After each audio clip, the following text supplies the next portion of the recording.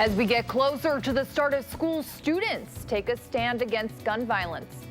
And Sun Prairie residents evacuated because of a gas leak less than a month after a deadly explosion. This is News 3 at 6. Thanks for watching News 3 at 6. I'm Keely Arthur. Today, students from across the country took to the streets as part of the National March on the NRA. It aims to promote stricter gun control and regulation. News 3's Adam Duxter was at the march in Madison and joins us with what these protesters are asking for. Keely, I'm at the Capitol building where things are just getting wrapped up as today's part of the March on the NRA. Now, this is part of a national march across the country taking place today. These students and other activists started their march from the Library Mall on the UW campus, where they took down State Street all the way to the Capitol. Many of these kids are in high school and say their goal is not to simply revoke the Second Amendment, but rather to advocate for what they're calling common sense gun laws. I mean, if you're a responsible gun owner, you really do not have anything to fear about this. Like, we want universal background checks so felons, domestic abusers, terrorists can't get their hands on guns, and it really shouldn't affect someone who's a responsible gun owner. I can hear Hunter now. Today's rally featured a total of 12 speakers, including activists from different parts of the country, and tonight we'll hear more from the students involved in organizing and putting on today's event, as well as hearing from those who oppose them. Keely? Thank you, Adam Duxter, reporting live for us. Earlier this week, we reached out to members of the Wisconsin chapter of the National Constitutional Coalition of Patriotic Americans, or NCCPA, a pro-Second Amendment group. They say they're willing to listen to the other side if the protesters listen to them. If you haven't been raised around guns, if you don't know a lot about guns, it's a really scary thing. And so I'm hoping that these tables will bring people, will make people comfortable enough to come up to us and ask questions. We're about, a law-based America and an America that's based on the principles that we were founded on, the Constitution. So we're not these just rowdy rednecks drinking beers and shooting guns. We're your family. The NCCPA is holding their own rally next Saturday. Well, Gary Canalti joins us with your first alert forecast. Hi there, Gary. Hi, Keely. It was a pretty warm day today, and tomorrow should be just about the same temperature-wise and humidity-wise as well. As we take a look at visible cloud track, the only reason we didn't hit the 90-degree mark here in Madison is just because of some cloud cover from thunderstorms out to the west of us that kind of dimmed the sun a little bit. But you can see some showers and a few isolated thunderstorms moving from Minnesota and Iowa into parts of southwestern Wisconsin. Storm Prediction Center does have a marginal risk of severe thunderstorms, mainly through the extreme northern parts of our viewing area later tonight, with the possibility for some gusty winds and heavy downpours. Otherwise, low temperatures this morning start out very mild thanks to the high humidity. Here in Madison, we didn't drop below 70 degrees in many locations. We're in the mid-60s to the lower 70s. High temperatures so far, upper 80s to around 90 degrees. The areas that hit the 90-degree mark were in southeastern Wisconsin, where there was more sunshine. Milwaukee was at 94. It was 96 in Kenosha. And current temperatures are still into the 80s, although areas where they're seeing some showers have cooled off into the 70s. Dew point temperatures, though, remain high in the upper 60s to around 70, so it feels like temperatures are in the upper 80s to the middle 90s. By tomorrow morning, look for temperatures to drop back to around 70. There's a slight chance of a shower or thunderstorm overnight. Tomorrow's high temperature at 88, but showers and thunderstorms late tomorrow afternoon and tomorrow night into Monday will break the heat. I'll have your first alert forecast in a few minutes. New tonight at 6, the Wisconsin State Patrol says one person is dead and 2 are injured after a motorcycle crash this afternoon. State troopers say around 12:15 they responded to 3 motorcycles crashed on I-90 near mile marker 45. That's near Toma. A biker allegedly lost control of his bike while going around a curve. It started a chain reaction that caused 2 other motorcycles to crash. The incident is still under investigation. Dane County Sheriff's deputies are investigating after a fire this morning caused hundreds of thousands of dollars in damage. Deputies say a shed at the 2800 block of County Highway MN caught on fire around 1:30 this morning. Neighbors told firefighters they heard an explosion before the fire started. No one was injured in the fire, but it did cause about $200,000 worth of damage to a bobcat, a boat, and 2 motorcycles. With an increase in crime in Fitchburg, police there are trying to connect with the community. Officers held a crime prevention picnic at McKee Farms Park this afternoon to meet with community members. It's the Fitchburg Police Department's version of National Night Out, a similar event that typically happens in early August across the country. Fitchburg police officers say the main goal of today's event is to put a friendly face to the police department. We really want to just be able to talk openly, honestly about absolutely everything we do. We want the kids to know that we're not bad people. Other area organizations were also on hand today to talk with people about how they can help them. Between 60 and 80 homes in Sun Prairie were evacuated on Friday night after a smell of natural gas was reported in the area. The call came in around 8:30 last night after that gas was reported near the intersection of Main Street and Whitetail in Sun Prairie.